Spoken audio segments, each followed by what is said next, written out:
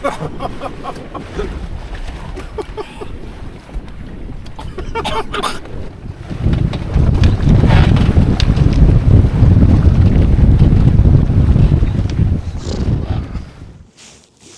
we go. G'day, welcome to episode 47 of Small Craft Tasmania. In this episode we've got something pretty special to show you, but first some background. In 2005, Matt and his father Nick Newland of Swallow Boats were commissioned to design something similar to the Drascombe longboat, but with better upwind ability, a self-tacking jib, a mizzen that could be handled from within the cockpit, a strong rudder that didn't need to be removed for beaching, good watertight storage, a self-draining cockpit, adequate buoyancy, and the ability to self-right in the event of a capsize. A year later, Swallow Boats released the Bayraider, a 21-foot ketch with everything the customer ordered and more. The Bayraider became a modern classic with a cult following, and Swallow Boats were now in the spotlight.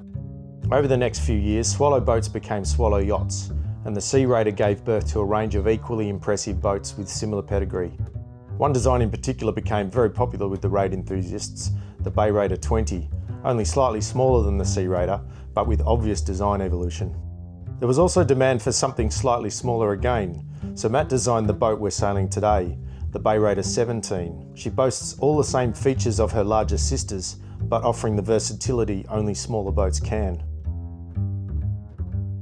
She's 17 foot 1 inch or 5.23 metres long. Her beam is 5 foot 11 inches or 1.8 metres. She weighs in at 290 kilos and has a draft of 20 centimetres or 1.32 metres with the board down. Sail area is 130 square feet, that's 12.1 square metres. She's also got 220 kilos of water ballast. Outside their boatyard in Wales, the only licensed builder of Swallow yachts is Denman Marine, located right here in southern Tasmania. So it was only a matter of time before Small Craft Tasmania had the opportunity to sail one. Swallow yachts have won their fair share of design and industry awards over the years, making them highly praised and tightly held by their proud owners. Our Bayraider Sapphire was built by Denman Marine in 2012. She's a composite ply hull with the standard Gunter rig.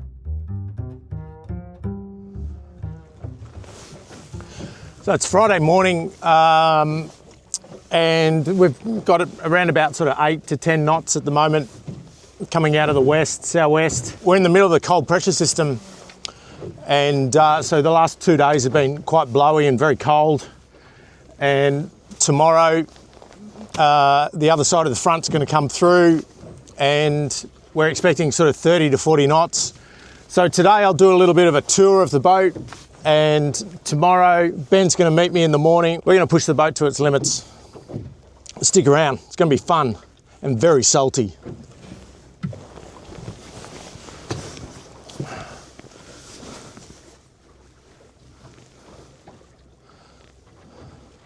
So you probably noticed in the opening scenes just how quickly the boat rigged up.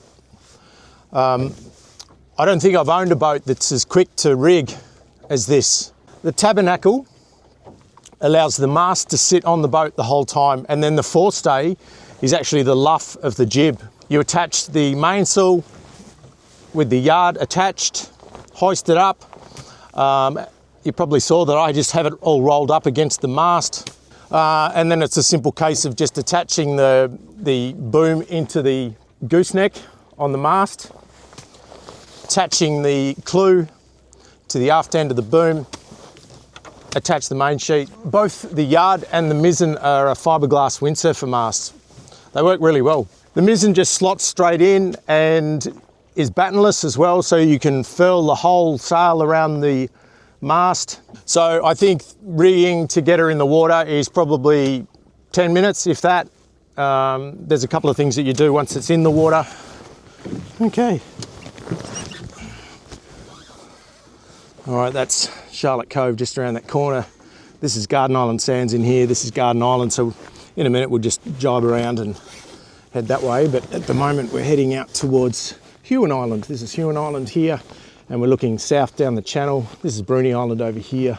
And then if we look around here to the west, that's the Huon River up there. You can see it's pretty dark and miserable over there. If we're lucky, that'll blow over. We won't get too wet. Anyway, a bit more about the boat. We'll start at the aft end. It's got a flip-up rudder. So you just pull a lanyard to keep it down, or you pull the other one to pull it up. Now, one of the great things about the Bayraider rudder is that when you pull it up, it's almost vertical, which is great for when you're coming into a beach. If you want to come in aft first, you don't need to worry about your rudder hitting the sand or anything like that. And it also means that you can trailer the boat with the rudder intact. Now, you'll probably notice this beautiful piece of engineering here. This is the rudder assembly. It's beautifully designed and incredibly well made. This is the mizzen step. Very clever how it sits above the tiller and the rudder assembly. And then we've got the mizzen that just slots in there. Now I've got a little hook on here, which in the event of a capsize, that'll stop it from coming out. But if you just undo that, you can actually swivel the whole thing to furl the mizzen sail. It's very clever. I might just jibe around now, head back down to Garden Island. Okay.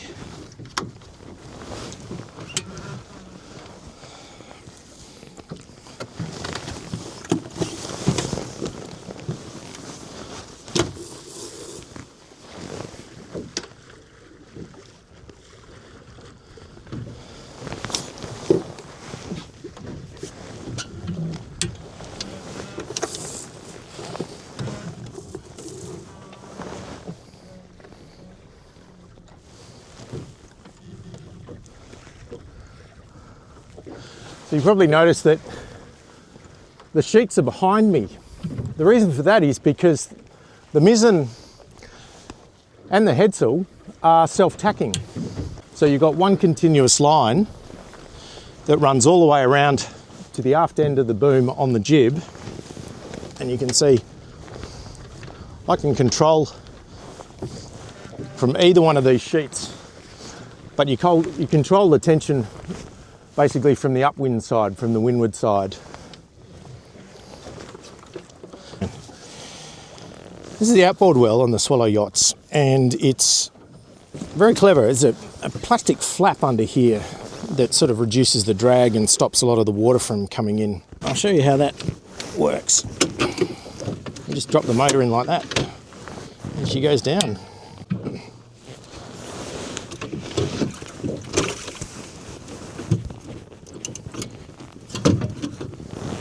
That's how that works. Take a look at this cockpit. It's enormous. Yeah, it's a 17-foot open boat, but just the use of space is really clever. There's a lot of room in here. And then you've got your main sheet in the middle. Then you've got your water ballast here. I've got the water ballast empty today, and I'll probably fill it up tomorrow. The difference between having the water ballast out and in is chalk and cheese. It's like a different boat. You can sail the boat on its chine. You don't need to keep it flat. It's a bit more dynamic. It's quite an exciting boat with the water ballast out. Then the interesting thing is you pull the plug, water ballast starts going in, and the boat just changes. The helm gets heavier, the boat just feels a lot stiffer, and all of a sudden it strengthens up and just stays upright. Yeah, very clever. I've sailed a few boats with water ballast, but I've not sailed a boat that performs as well with water ballast and without water ballast. So really, you've got two boats in one here. Lots of storage and internal buoyancy. The front forward hatch is all sealed, that's buoyancy. We've got two separate hatches up here, tanks underneath here, which are separate to these storage hatches. Got more storage and buoyancy under here, then you've got more buoyancy into here. Along with it being a self-riding boat, it's actually quite a buoyant boat. So if, in the event of a capsize, you know that it's not going to sink. You can actually drain the water ballast as you're sailing along. So this is very clever. Down here, you've got these Venturi scuppers, and just forward of them, you've got a bung, and you've got one on either side here. So if you pull these bungs out and you put the Venturi scupper down, all of the water ballast will come out of these two holes and straight out through there. All right, let me show you how this jib works. You see there's a bit of lashing on the tack there. And I've just noticed that it's worn through. That's why we're lacking a bit of tension on the luff. So I'll have to do something there. Anyway, so this is the club-footed boom on the jib that Swallow Yachts are quite famous for, actually. There's not too many dinghies around with this system. So what happens is, if I undo this, then I furl, and you can see what's happened. All the tension is now come off the rig.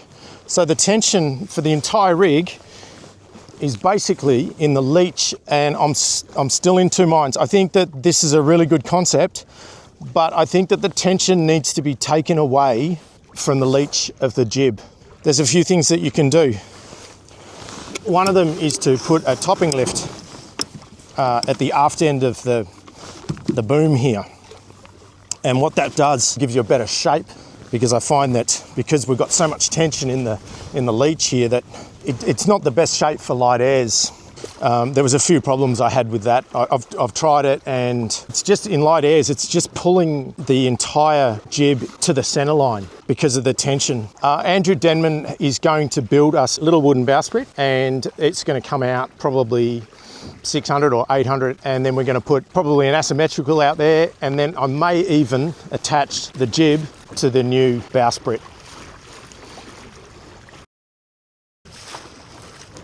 Anyway, wind's picking up a bit. There's a big salmon farm boat up there, but just to the right of it, I don't know if you can see, there's a reef marker. That's called Butts Reef, and if you remember when Ben and I took the Windrider out, Ben tried to kill us on that reef. All right, let's go.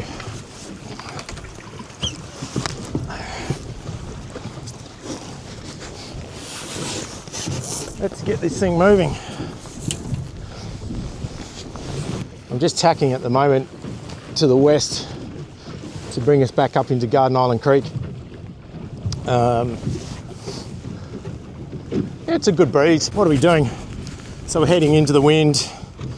You're sitting on about 4 knots. Maximum speed's been about 4.2 knots.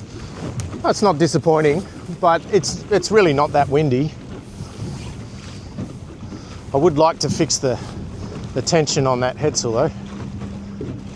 This is why I like mizens. You can just set the boat up like this and they just self-steer. Well-designed boats like this will just sail themselves.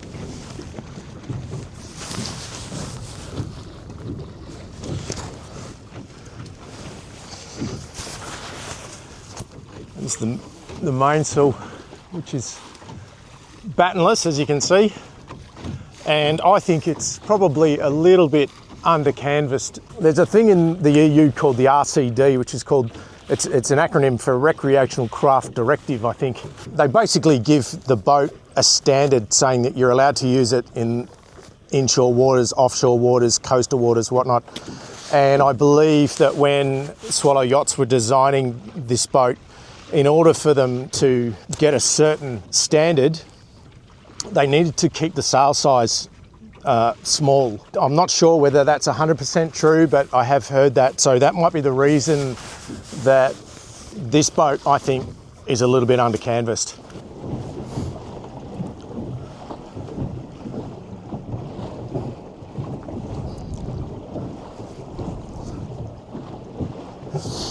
So the sheeting points for the mizzen and the headsail are, they're basically underneath the rowlock position, which unfortunately is right where I like to sit. You know, for when you're single-handed, I move my weight sort of up here. Really need a tiller extension, and I've got the main sheet between my legs, but the sheets are behind me, which isn't the best, but I can understand why it's done like it's a design feature. You know, I quite like it, particularly when you're two up, because you're sort of sitting either side of that point.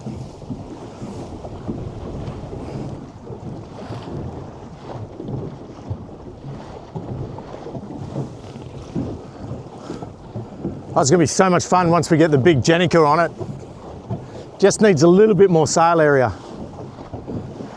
You know, she's got such a flat bottom, semi-planing hull. Boats like that, the more sail you put on them, the faster they go.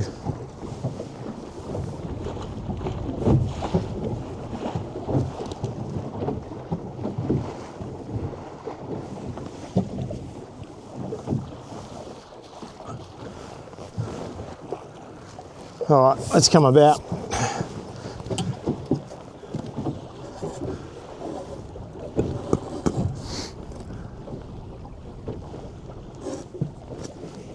So this is the self-tacking jib. Don't need to touch anything. Everything works on its own. The mizzen's where it's supposed to be. Headsail's where it's supposed to be. Very easy boat to sail.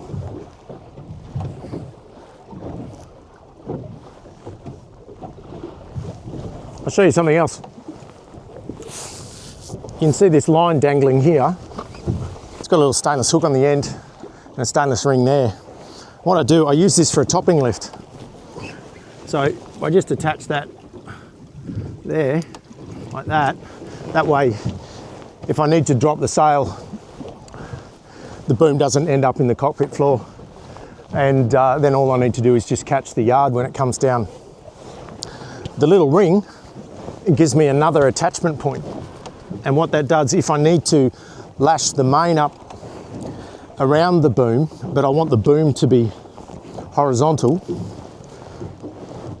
what I do is I just pull the boom up to that ring and put that hook through that ring. So that's what that does. Really simple. And just by chance, by coincidence, that topping lift I also use as the same topping lift on the headsail. And all I need to do is I just wrap it around the bottom and then I put the clip on the ring and it pulls up the jib boom. The other thing that I do with this topping lift line, you probably noticed when I was rigging the boat, I wrapped it around the main and around the mast, and I use it like a sail tie. So this line actually serves three different purposes. The topping lift for the boom on the main, the topping lift for the boom on the jib, and also a sail tie. Don't need any lazy mats or lazy jacks. You know, it's a pretty small, easy sail to handle. Oh, this is great. What a day, it's lovely. This is the calm before the storm. Oh, the sun's coming out, lovely. Look at this beautiful teak. Isn't that gorgeous? This is all teak. This is all teak up here. Look at the stem. Look at the quality. I think Andrew Denman's probably the best small boat builder in Australia. I don't know of anybody else that's doing work like this, certainly not at a commercial level. There's probably plenty of backyard boat builders that are doing some pretty good work, but you know, what Andrew's doing is just phenomenal. I think he's an artist.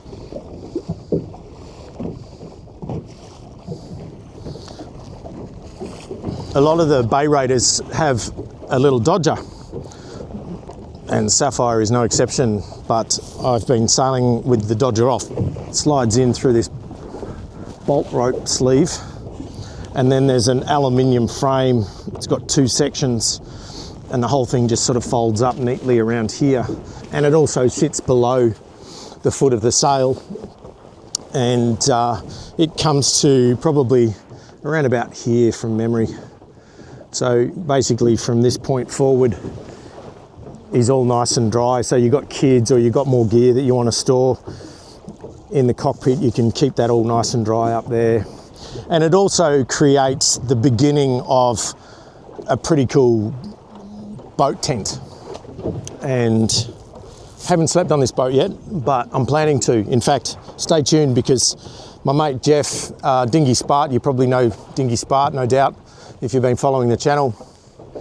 Jeff and I are going to be doing an adventure very soon. I'll be in this. Jeff's going to be in the Houdini, and I'll be sleeping on board.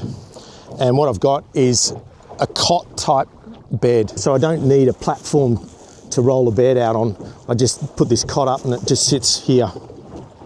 And then what I've got is, at this stage, I'm just going to use a tarp which will attach to the aft end of the dodger and then go to the stern of the boat.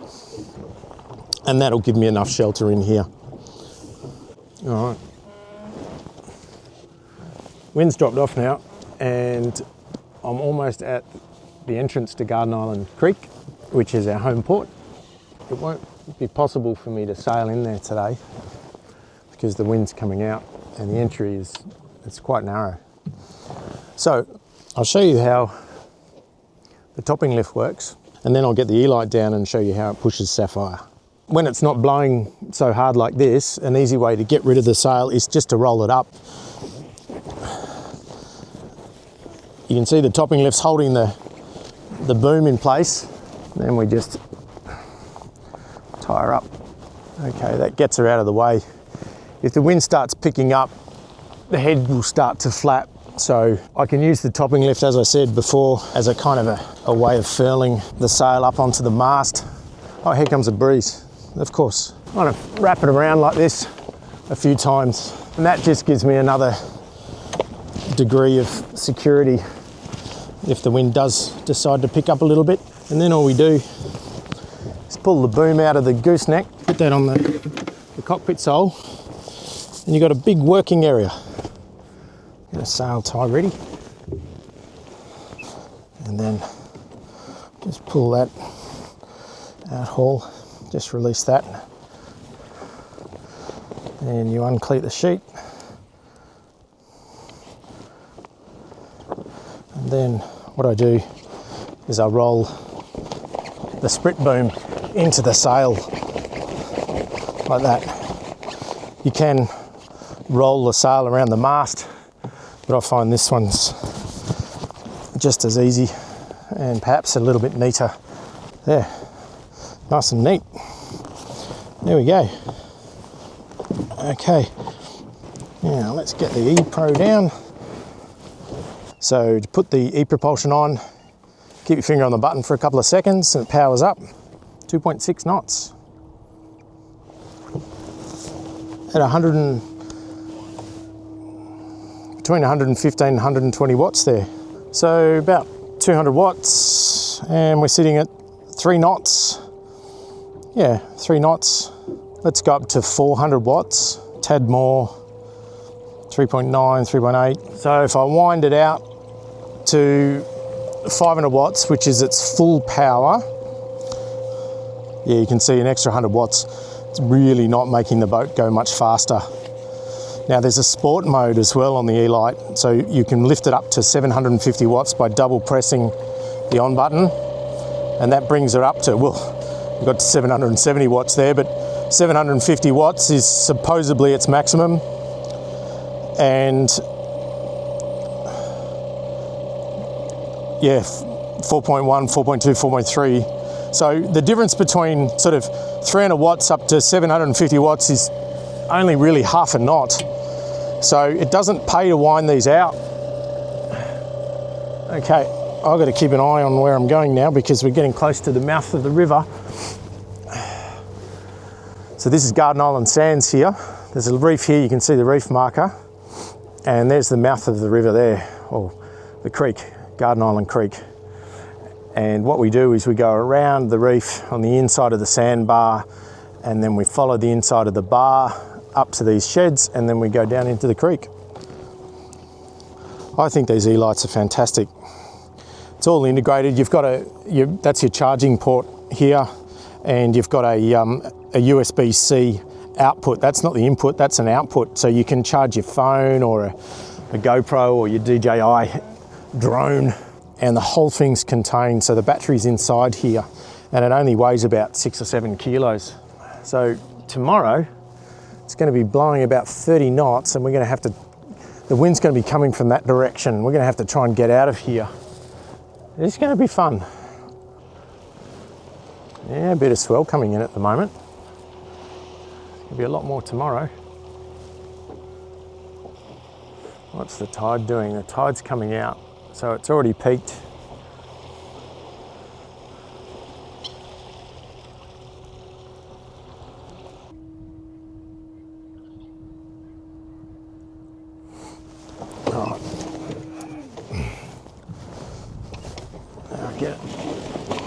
Get this stern anchor out. There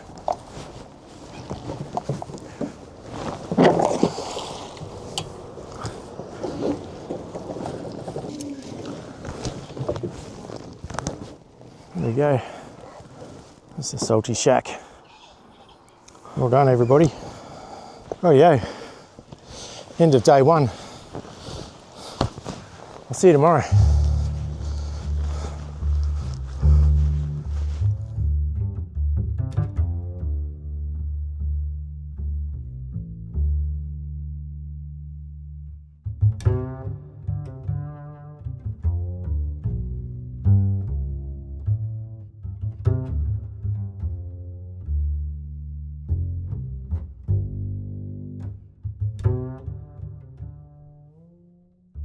It was a really windy night last night and quite a bit of rain. You can see all that water down there.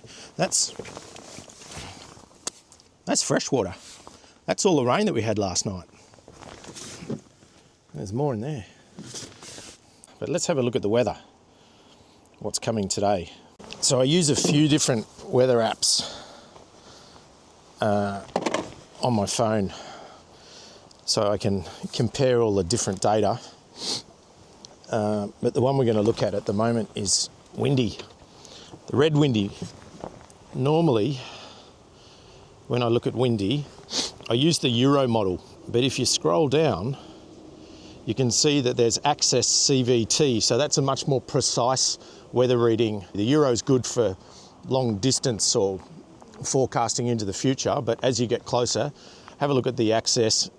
The normal Access is 12 kilometres and the Access CVT is 1.5 kilometres. So you click on Access CVT and then what I do is I scroll up to wind and click on wind gusts, and that gives me the worst possible case scenario.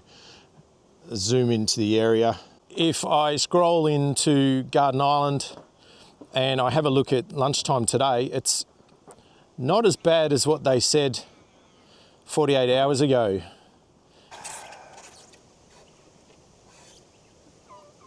You want another coffee when you get back?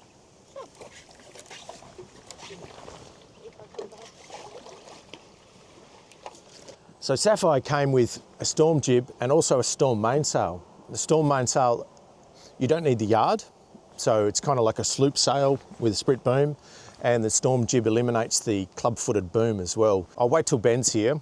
We'll go and have a look at the weather out there. And if it looks pretty bad, then we may put on the storm jib and the storm main. Otherwise, I'd really like to try and sail this boat in the standard configuration.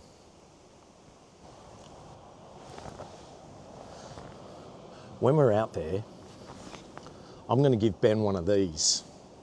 This is called a zombie bomb. And this is the most sour, the most salty, and also laced with an enormous amount of chili confectionery ball. I don't think Ben's had one of these, but this is going to blow his head off. It's going to make it a very interesting sail. Zombie bomb. Sorry, Ben. It's all for content. Oh. Here comes Ben. Here you go, mate. Cold. It's not warm. What do you reckon? Looks like fun. Yeah. Okay, so Storm jib, storm jib. I think. Yeah. So we take the standard jib off. What about the main? Should we keep the same main? I don't know how. Well, except we need to have a look out there. I don't think it's actually that windy out there. All right. We might be able to. Should we go out and have a look? Standard main. Yeah. Yeah. Okay. Yeah, Let's go and have a look. We could probably carry storm jib and the full main. Yeah. Yeah, so you had a look at the Access CVT. I haven't actually had a look this morning. Yeah. I did early, but not right now. Yeah, it's. But yeah, it didn't look like it was. What I saw, it didn't look like as bad as it did No. in the middle of the week. No, it's sort of, they're saying sort of 20, 25. Yeah. It's certainly not the 35 to 40 knots, what they forecast the other day. No, we might get more in the squalls if we get a squall come through, and I might just double check we don't have a front or something coming through while we're out there, but I mean, it doesn't look horrible. No. It's fun. Yeah. Yeah. And there's plenty of water. The tide's quite high because of the low pressure system. Yeah, and maybe we just go storm main, go and have a play, and Yeah. you know, if we find we're really underpowered, we can always come back and swap over to Yeah. the big one. Yeah. And we can have a look at the forecast. I think tomorrow might be even windier. Yeah, maybe that's the day we Come out again tomorrow. play. But no, looks like fun. Do it. Suit up. Salty. Yep. Can you believe it? We've just spent the last 40 minutes rigging the boat up with the new storm jib and the storm sail and getting all our gear on, and the wind's dropped off. It's just disappeared. Oh, we'll go out and play. We've got the E-propulsion. We'll be fine. We'll have fun. And an oar. And an oar, yep. What I reckon, Ben, is we just pull the boat out onto the anchor and then we get the water ballast in.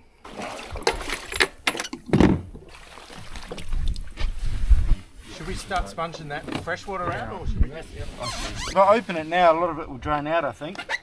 If we go to the front of the boat, it will. Okay. Rightio. So, Ben's taking the cap off. There's two bungs in the water ballast. There's the one in the bottom of the boat, and then there's this one down here. I've been using the one in the outboard well, because then you don't have to stick your hand in here and do it up. Just for shits and giggles. You want to unscrew it? Yeah. There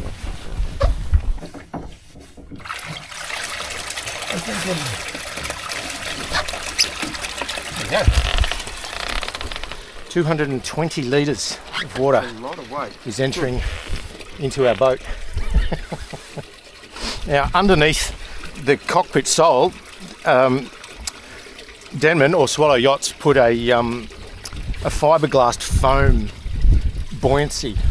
I'm not sure how far back it goes, but if you stick your hand underneath here,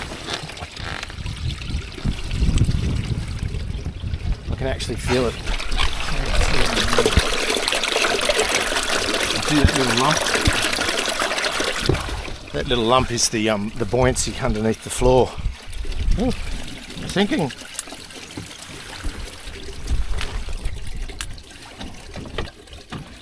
That's it. You see, there's a ring down there in between. Oh yeah, yeah. So it's a good idea when you're filling the buoyancy tank to move to the front of the boat.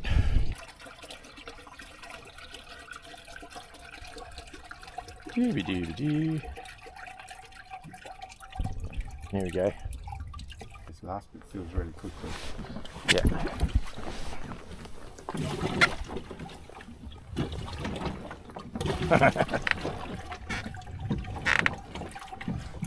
Geez, a lot of air trapped in there, isn't there? Not anymore, there's not. It's like me after a good curry. Yeah, Ben's going to brave the elements. Oh man, it's cold. I just don't want to get too much. This is what. I reckon you could do well with one of these on a stick. Yeah, maybe. Pot a can.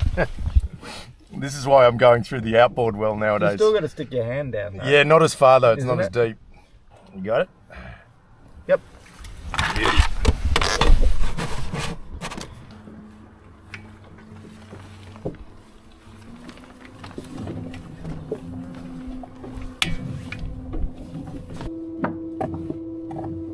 Hopefully we'll get some squalls out there, Ben. Yeah. But I'd like to check the front.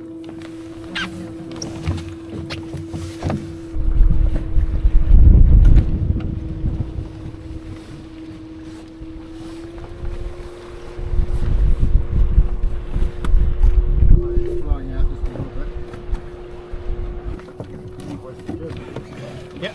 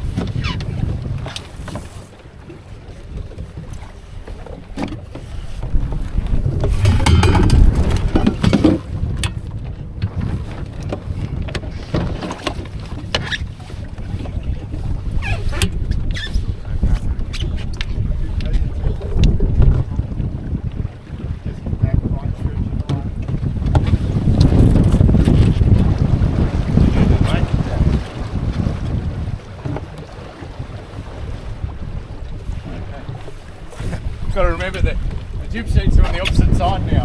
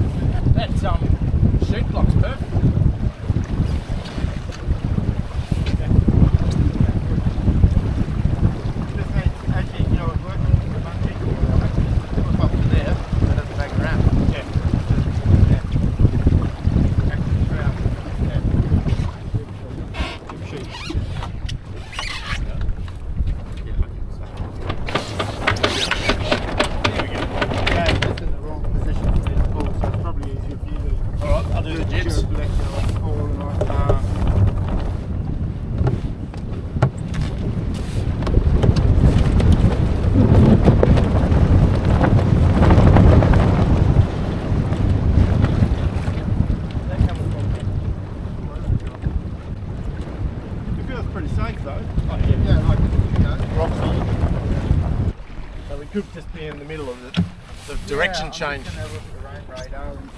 Yeah, looks like there's something going to come about.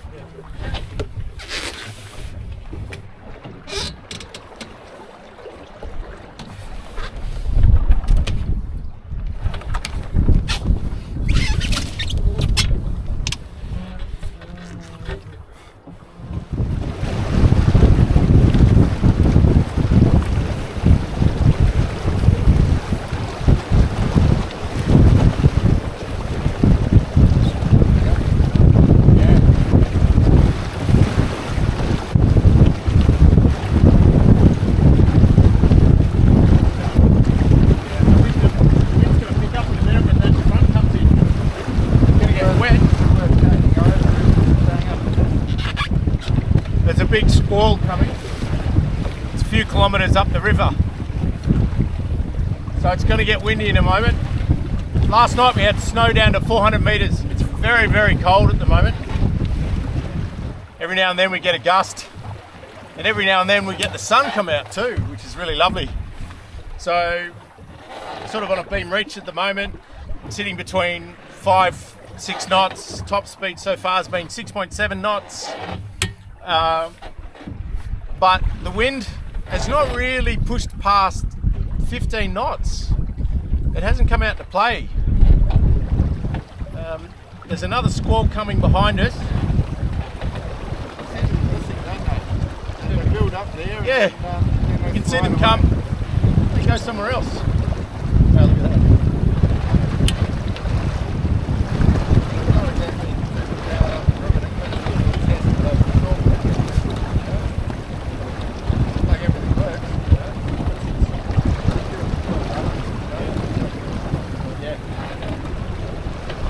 Alright, let's job around.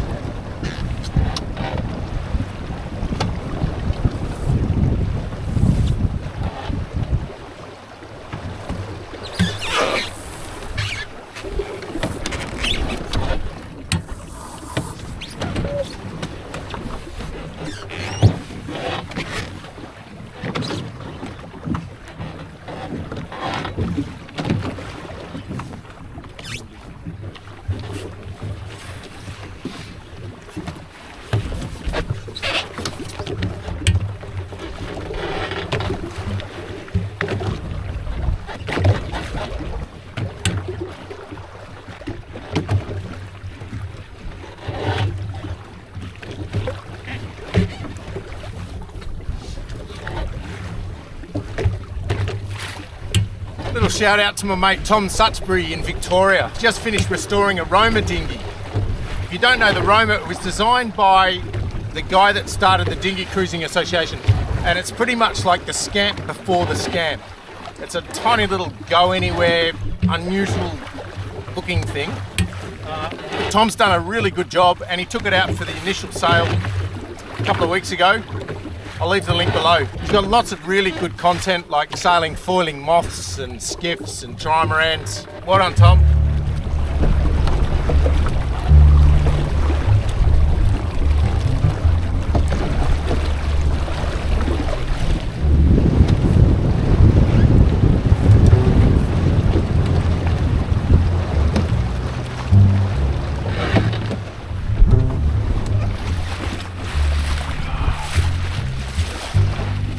Look at that. That looks pretty yuck.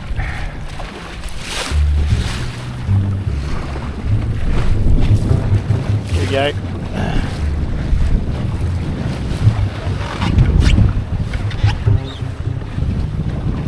What do you reckon? Yeah, nice little sail. I really like this little storm mate. And the storm good. Yeah. We just need a bit more wind. Yeah. Hey Ben, do you want a lolly? Yep. Ben wants a lolly. Should we give him a lolly? This is special. They're special.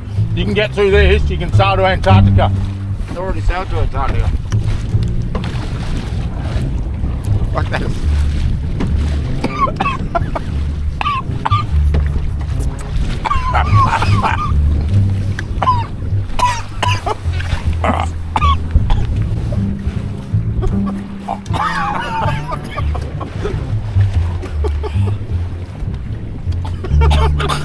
They're okay after a little while. Right. At the initial kick, settles down. And they come with like a health warning. Oh, there comes another squall. What does the health warning say? Don't eat if you've got an upset stomach. We didn't check the movie when you gave it to me, did you? Oh, I'm just hoping you don't have an upset stomach. You probably will after this. Yeah. Here we go. Just coming on the inside of Garden Island.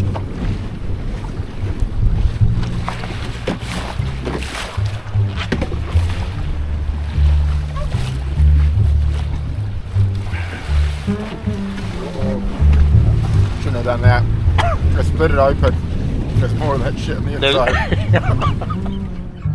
So I've just jumped out onto Garden Island to film Ben do some tacks backwards and forwards. The wind still hasn't come out to play, but we're having fun.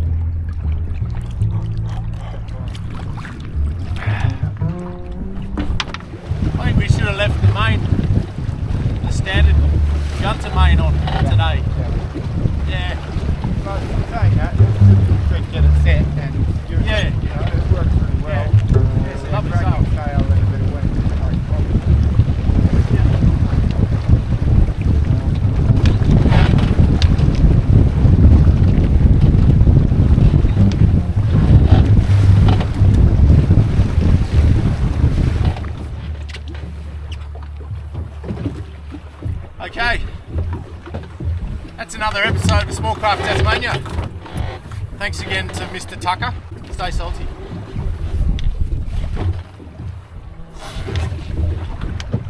Get a line on quick and get a couple of wraps to stop the boat. 30 to 40 knots. Where? Not here. There's another little boat out there, way up the top of the island.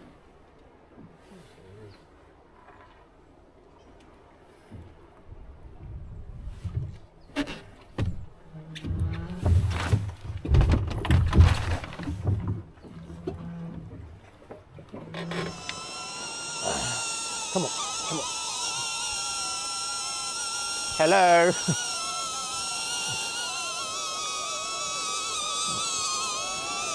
Come on.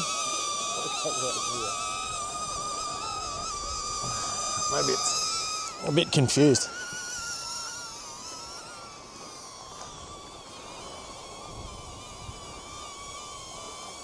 Come on.